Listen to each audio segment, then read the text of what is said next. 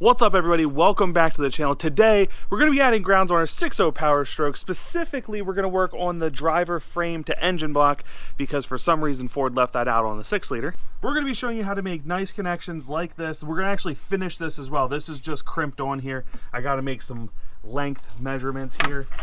End result will look something like this, although this is a 4-aught, so not this big. But nice heat shrink wrapped, very professional looking. This ain't going anywhere. Got some tools here. We're gonna get working. Also, links in the description below for the wire that you want to use. You want to use a tinned copper wire, not copper clad aluminum. Pure copper would be okay. However, this is what you should be using, tinned copper. This is going to help prevent corrosion there. Our connections are tinned copper as well. We'll slap a little bit of grease on there to prevent this. And let's get started. And as always, don't forget to hit that subscribe button if you want more content just like this or some of our other content. Give this video a big thumbs up and comments down below, guys, what's been your experience adding the big 3 wiring upgrade to your vehicle. I'm not going to go crazy showing everything here. What we're going to do, we're going to take just the air box portion of this out. We're going to leave the rest of the tube in. It doesn't need to all come out. But air box, filter, we're going to yank that out. Battery needs to come out, and then the tray that actually holds the battery in needs to come out so we can get to the ground on this side. So all that I'm not going to show. We're going to skip to me actually messing with the ground on the truck. So a couple options here. One, you can ground off your head. There's plenty of bolts here that you can sneak a wire in over here and ground right off your head. I do have aluminum heads. I guess technically it still would work. It's probably just not as good, and I could be wrong on that, but the aluminum heads, if it was iron heads, I would definitely just zip right over here. Done deal. What we're doing instead, you can see, so the ground is right here.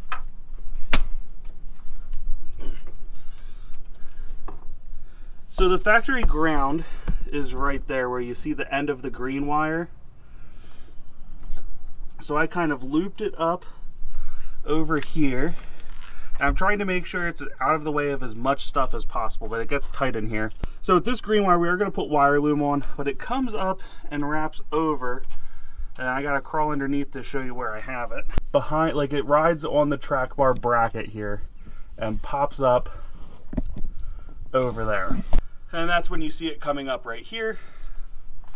We're now going to pull that out, unhook it, and get it fixed up here so we can actually bolt that in. So here's the factory battery to frame. Looks decent overall. I'll probably at some point take this top connector off and see how the wires are. We're going to clean up. It doesn't look too terrible, but we're going to clean that up a little more. I mean, for a 20-year-old truck, 25 years on the road probably, not a bad amount of corrosion. That's still making pretty good contact. So this is not removing any grounds. This is adding to them. We are adding to the grounding of the vehicle. I will say if I could go back, I would have I found a good quality 2-aught wire I would probably use. So a good amount more than this. This will still be an upgrade. We're also going to run one from battery to frame as well. And I might actually run 2 of these over to the driver side of the engine block. I'm not sure. All right, so we got our tape measure out here. We're going to go about 33 inches here on this cut.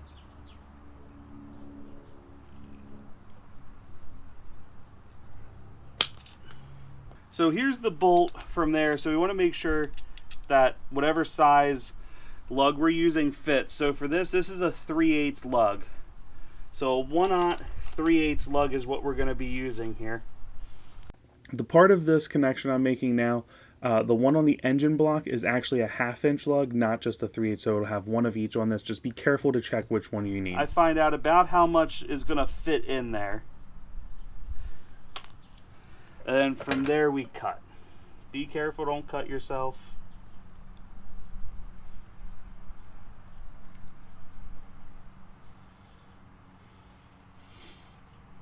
And double check. That looks good. So then what I do is I take a zip tie onto this. So I take my zip tie, put it on the wrong way, then I make this super tight.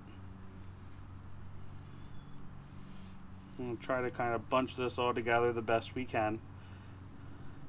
We're going to come towards the top, and we're going to take our lug, once we have this pretty tight here,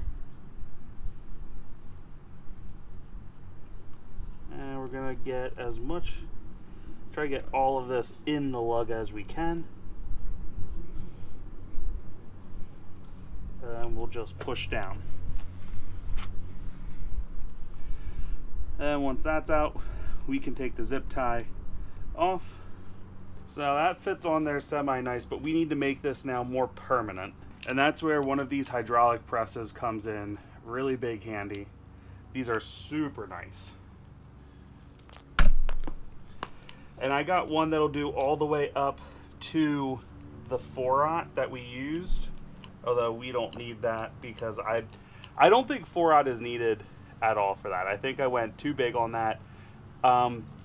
If you guys want any kits that I make, they'll all be 2/0, except I'll probably do 2/0 for the whole kit instead of this 1/0 that I'm doing.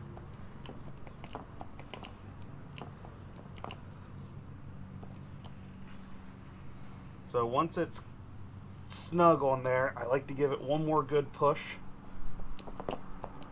and then we start crimping.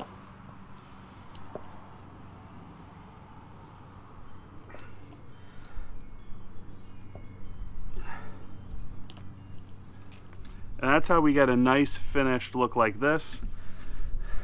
You can pull on this all day long. This is not coming apart.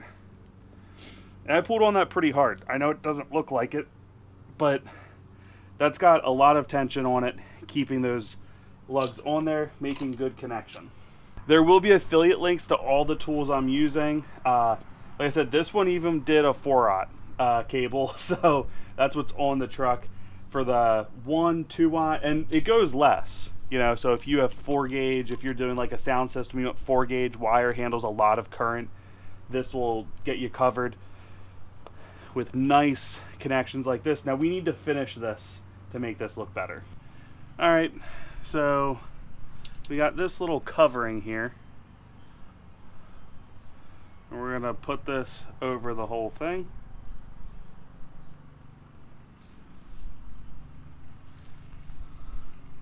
Thankfully, this is not a super long piece, or this would be annoying to do. So one thing, you do need to melt the ends so they don't fray the rest of it.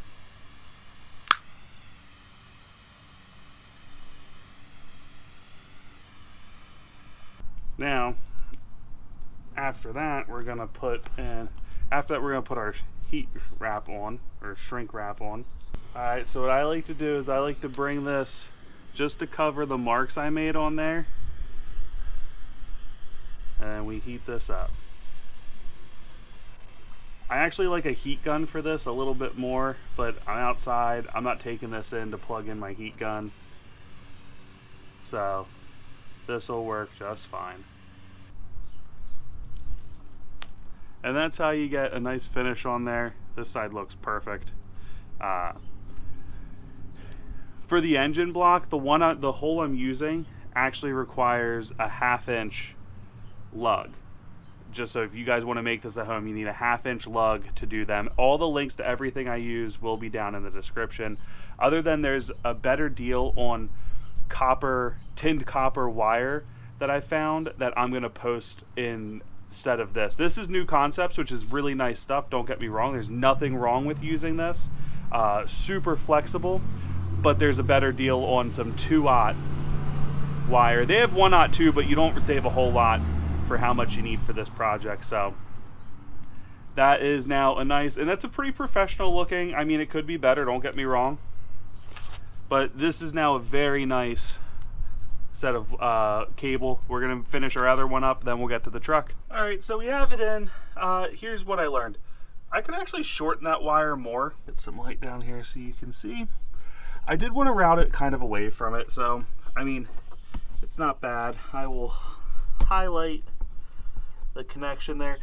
I did clean the frame connection and the actual wire, the factory ground as well. So I did clean the frame connection, the factory ground wire that we're going to hook back up. Realistically, this is a super easy wire to change because it only has that one connection point. So that's kind of, it's neat.